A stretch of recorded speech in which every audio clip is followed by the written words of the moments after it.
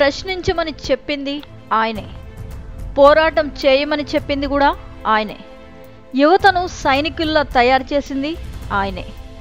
ప్రతిపక్షంలో పోరాడం, రోడ్లెక్కాం, హక్కుల కోసం మాట్లాడాం. కానీ ఇప్పుడు అధినేతలో మార్పు వచ్చిందా? ఆయన ఆలోచనలో మార్పు వచ్చిందా? ఇది ప్రస్తుతం ఏపీలో కొన్ని చోట్ల జనసేన క్యాడర్లో జరుగుతున్న చర్చ.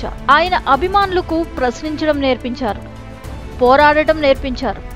పార్టీ పెట్టిన నాటి నుంచి అధికారం కోసం మాత్రం పాకులాడలేదు. అదే పందాన్ని అభిమానులకు అలవాటు చేశారు. ఆయన్ని వ్యక్తిగతంగా తిట్టిన వారిని సైతం గౌరవించి మాట్లాడారే గాని విమర్శించని వ్యక్తిత్వం ఆయనది. అదే వ్యక్తిత్వానికి అభిమానులు బానిసలయ్యారు. ఆయనే డిప్యూటీ సీఎం పవన్ కళ్యాణ్. పార్టీ ఆవిర్భవించిన 10 ఏళ్లకు ఎన్నో అవమానాలు, అవరోధాలు ఎదుర్కొని అధికారం చేజిక్కించుకున్నారు. పోటీ చేసిన 21 మందిని గెలిపించుకొని అసెంబ్లీలో అడుగుపెట్టారు. ఏపీ డిప్యూటీ సీఎం పీఠాన్ని సైతం దక్కించుకున్నారు.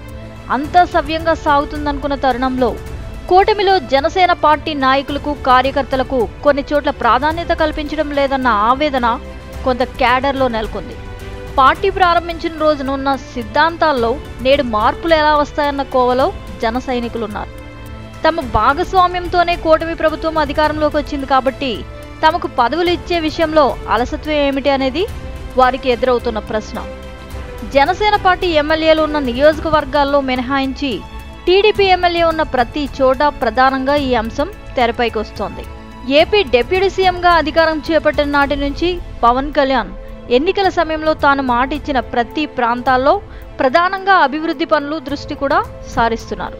పార్టీ పటిష్టత కోసం గానీ రాష్ట్రంలో పార్టీ కమిటీలు, జిల్లా, మండలం, బూత్ స్థాయి కమిటీల నూతన నియామకాలు మాత్రం దృష్టి సారించడం లేదు.